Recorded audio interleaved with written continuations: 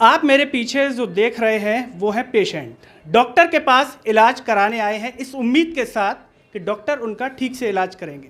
लेकिन ज़रा सोचिए कि अगर वही पेशेंट किसी स्थिति में या उसके परिवारजन डॉक्टर पर आक्रोशित हो जाएं, डॉक्टर पर दबाव बनाएं, तो उस स्थिति में समाज के भीतर इस स्थिति को कैसे समझें। हम बात कर रहे हैं राजस्थान के दौसा की, जहां पर एक लेडी डॉक्टर अर्चना शर्मा ने आत्महत्या कर ली, सुसाइड कर ली, दबाव में आकर के।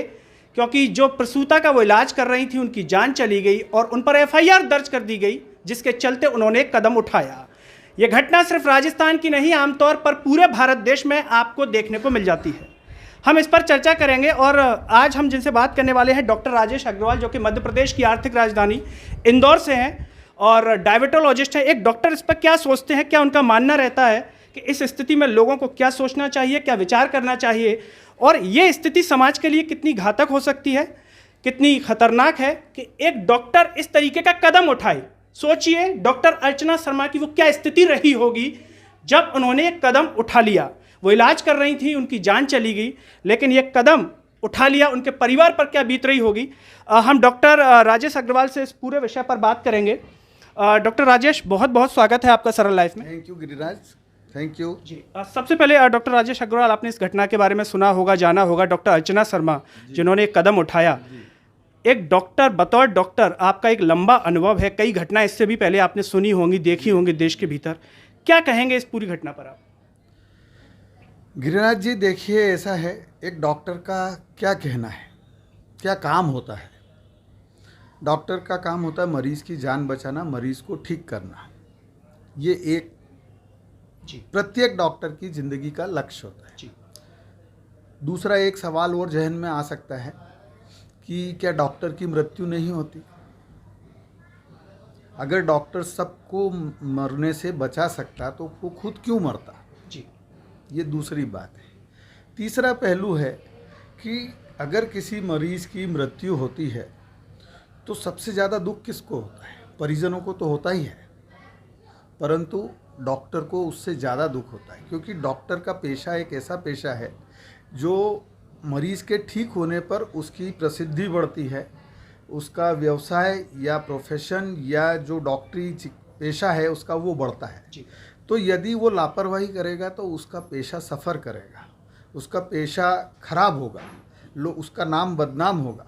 तो कोई डॉक्टर ऐसा क्यों करेगा कि वो लापरवाही करके अपने मरीज़ को मौत के मुंह में ढकेलेगा और उसके बाद अपने पेशे को गिराएगा और बदनामी झेलेगा और इस प्रकार की घटनाएं होगी।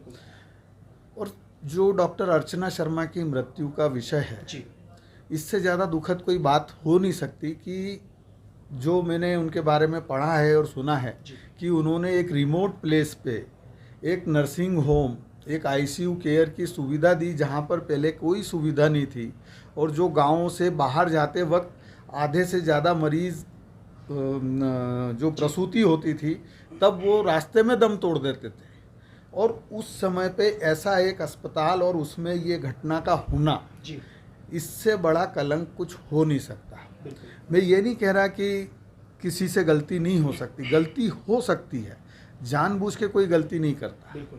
और कभी भी कोई भी मृत्यु हो, 10 एक्सीडेंट होते हैं तो एक एक्सीडेंट में लोग मर जाते हैं, 9 में नहीं मरते हैं। तो वो एक एक्सीडेंट को क्या कहें, क्या उसके वजह से 9 लोग गाड़ी चलाना छोड़ देंगे? तो गलती किसी से भी हो सकती, बहुत सारे कारण रहते हैं जो कि हमें, डॉक्टर को, मरीज़ को और प्रकृति को पता ही नहीं होते कब परिस्थितियां कैसा मोड़ ले लेगी। अभी हमारे एक डॉक्टर, आपने सुना ही होगा कि वो हैदराबाद में अपनी बच्ची की शादी करने गए थे और उनके साथ दुर्घटना हुई और वो लिफ्ट की डक्ट में गिर गए। क्या डॉक्टर को इतना ध्यान नहीं रहता कि वो लिफ्ट की डक्ट में चला जाएगा? पर गलती हो गई किसी वजह से, या तो भ्रम हो गया या जो भी कुछ कारण रहा, और वो खुद की जान गंवा बैठे। तो गलतियां अपने आप से हो जाती है, कोई जानबूझ के गलती नहीं करता है, और परिस्थिति जन्य क्या स्थिति होगी किसी को नहीं मालूम, और उसके लिए आप किसी को जिम्मेदार ठहरा दें।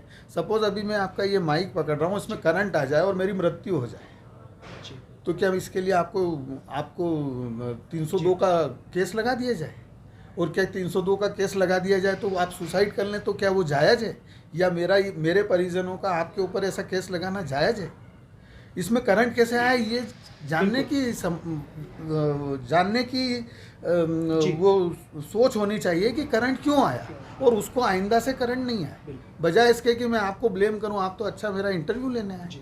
तो परिस्थिति को समग्र रूप से देखना चाहिए और इस प्रकार की घटनाएं न तो दोहराई जाना चाहिए। और डॉक्टर के लिए आपको एक चीज़ मैं बताता हूँ कि यदि कोई मरीज़ सीरियस होता है तो आपको ये लगता है कि डॉक्टर आया, देख के चला गया और कोई ध्यान नहीं दे रहा है, पर अगर उसका मरीज़ ठीक नहीं होता तो वो दिन रात भर वो लिटरेचर सर्च करता है कि ये मरीज़ ठीक क्यों नहीं हो रहा है, घंटों उसके ऊपर वो पढ़ता है। जितनी दुनिया में रिसर्च हुई है, कोई लोग 4 घंटा पढ़ते होंगे, कोई लोग 6 घंटा पढ़ते हैं, कोई 8 घंटा पढ़ते हैं, पर वो पढ़ते हैं, ढूंढते हैं कारण कि हमारा मरीज़ कैसे ठीक हो। और इसके लिए कई बार वो परिवार की खुशियों को सेक्रीफाइस करते हैं कि कोई फंक्शन है तो बोले नहीं आज वो मेरा मरीज़ सीरियस है तो मैं उसके लिए पढ़ाई कर रहा हूँ। और ये ऐसी स्थिति ये नहीं है कि कोई नया नौसिखिया डॉक्टर करता है, ये सीनियर मोस्ट डॉक्टर भी पढ़ते हैं, जूनियर मोस्ट भी पढ़ते हैं और हम लोग भी पढ़ते हैं और हम अपने सीनियर्स से सलाह लेते हैं, पर वो चीज़ लोगों को दिखती नहीं है। ना तो हम उसको जाके बताते कि हमने इससे सलाह ली या हमने ये पढ़ा, क्योंकि न तो उसका कोई पेमेंट मिलना और न गुण बखानने का कोई वजह है। डॉक्टर राजेश, अगर हम बात करें कोरोना का दौर हम सब ने देखा, समाज में डॉक्टर को उस समय बिल्कुल कहना चाहिए कि लोग इतना मान रहे, सम्मान दिया, सब कुछ दिया, लेकिन जब ऐसी घटनाएं आती हैं तब लोग उस वक्त को क्यों भूल जाते हैं कि एक समय ऐसा था हमने ताली थाली बजाई, डॉक्टर का सम्मान किया, लेकिन इस स्थिति में काबू नहीं कर पाते। तो समाज को, सोसाइटी को आप इस स्थिति में क्या कहेंगे? देखिए, मैं ये कहना चाहता हूँ आज भी डॉक्टरों का बहुत सम्मान है, ऐसा नहीं है कि सभी लोग अपमान करते हैं, पर कुछ जगहों पे ये जो हो रहा है इससे पूरे भारत देश के डॉक्टर्स को एक समस्या होती है कि हम क्यों कर रहे हैं।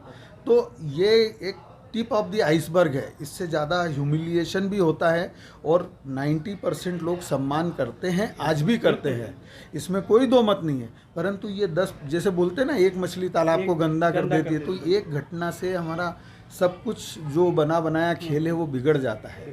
तो समझने की बात सिर्फ ये है कि हमें ध्यान ये रखना है कि परिस्थिति जन्य जो परिस्थितियाँ उत्पन्न हो जाती है, क्योंकि मृत्यु को कोई ना कोई तो बहाना चाहिए, भले वो डॉक्टर हो, भले वो इंजीनियर हो, भले वो नेता हो या कोई भी व्यक्ति हो, तो मृत्यु तो अवश्यम भावी है, तय है, होगी।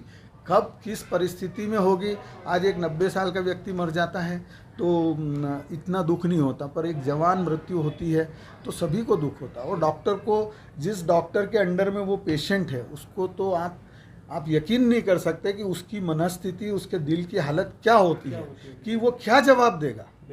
जिसके पास आप जान बचाने के लिए आए वो आपको क्या जवाब देगा, और उस पर हम लापरवाही का वो दिन रात ये सोचता रहता है किसी तरह मैं इसको बचा लूँ। अगर हम इस केस में बात करें पुलिस प्रशासन की, कि जिस तरीके से एफआईआर दर्ज की गई, और हमने देखा कि सुप्रीम कोर्ट की गाइडलाइन भी है कि आप इस तरीके से केस दर्ज नहीं कर सकते हत्या का, तो इसको लेकर के आप किस तरह देखते हैं, या जो एडमिनिस्ट्रेशन का रोल है उसको आप किस तरीके से इसमें देखते हैं? देखिए, इसमें कहीं ना कहीं चूक है, नो डाउट, और ऐसा होना नहीं चाहिए। जब सुप्रीम कोर्ट के वर्डिक्ट्स हैं तो फिर आपको उनको पालन करना चाहिए। जब हम डॉक्टर से आशा करते हैं कि सब नियम कानून का पालन किया जाए, तो ये प्रशासन और राजनेता और जो समाज के जिम्मेदार लोग हैं उनकी भी ये जिम्मेदारी है। आज हर परिवार में लगभग निकट परिचितों में कोई ना कोई डॉक्टर है। आज अर्चना जी के साथ हुआ, जो कि निहायत निंदनीय और दुखद घटना है, किसी के भी साथ हो सकता है। तो ये जो घटना हुई ये दोहराई नहीं जाना चाहिए, और प्रशासन को अपनी जिम्मेदारी समझते हुए निष्पक्ष रूप से, और राजनेताओं को इसमें अपना कड़ा रुख अपनाते हुए डॉक्टरों को एक सुरक्षा प्रोवाइड करानी चाहिए। उन्हें ये जो, अन्यथा कोई डॉक्टर सीरियस मरीज का इलाज ही नहीं करे, बोले यार कहीं कुछ मर गया तो फिर इस डर से तो कभी कोई इलाज नहीं होगा, तो कैसे चलेगा दुनिया? ऐसा हो तो नहीं सकता। और जब सुप्रीम कोर्ट का ये वर्डिक्ट भी है कि सीरियस मरीज़ है तो आप पहले देखो, अब सीरियस मरीज़ है तो इसका मतलब वो उसकी जान खतरे में है, तो मृत्यु तो हो सकती है। हम मृत्यु नहीं चाहते मरीज़ की, पर हो सकती है, उन्हीं को हम थोड़ा टाल सकते हैं। तो दर्शकों, ये थे हमारे साथ मध्य प्रदेश के इंदौर से डॉक्टर राजेश अग्रवाल, जिन्होंने साफ तौर पर कहा कि कोई भी डॉक्टर कभी नहीं चाहेगा कि उसके मरीज़ की जान चली जाए, लेकिन ज़िंदगी देना भगवान के हाथ में है। और जिस तरीके से उन्होंने कहा, इतना लंबा अनुभव उनका रहा, और एडमिनिस्ट्रेशन का जो रोल है उसमें भी कहीं ना कहीं हल्की सी जो चूक हुई है उसे भी समझना चाहिए, क्योंकि डॉक्टर समाज का एक ऐसा वर्ग है जो हर किसी की सहायता, हर किसी की जान बचाता है, चाहे वो समाज के किसी भी प्रोफेशन में काम कर रहा हो। और सबसे महत्वपूर्ण बात कि अगर एक घटनाएं बढ़ेंगी तो एक डॉक्टर सीरियस पेशेंट को एडमिट करने से डरेगा। दोस्तों, आप इस पर क्या सोचते हैं? आप किसे जिम्मेदार मानते हैं इस घटना के लिए, और ऐसी घटनाओं की पुनरावृत्ति ना हो इसके लिए आप क्या सोचते हैं? कमेंट बॉक्स में अपनी राय ज़रूर दीजिएगा। मुझे और डॉक्टर राजेश अग्रवाल को दीजिए इजाज़त। नमस्कार।